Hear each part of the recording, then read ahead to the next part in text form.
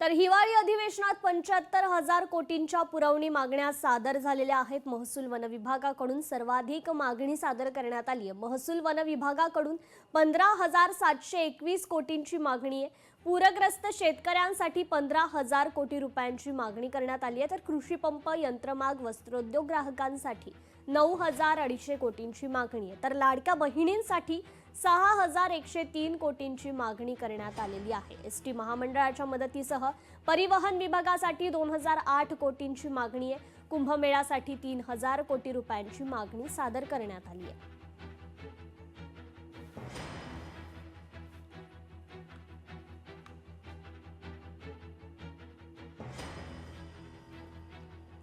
तर महसूल वन विभागाकडून सर्वाधिक मागणी सादर करण्यात आलेली आहे। आज हिवाळी अधिवेशनाचा पहिला दिवस 75,000 कोटींच्या पुरवणी मागण्या सादर करण्यात आलेल्या आहेत। महसूल वन विभागाकडून सर्वाधिक मागणी सादर करण्यात आलेली आहे। 15,721 कोटींची ही मागणी सादर करण्यात आली आहे। तर पूरग्रस्त शेतकऱ्यांसाठी 15,000 कोटी रुपयांची मागणी आहे।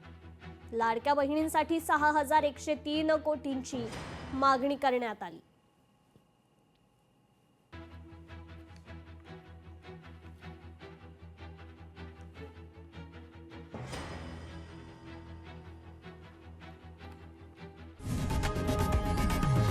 लोकशाही मराठी ऐका, पहा, जागरूक रहा।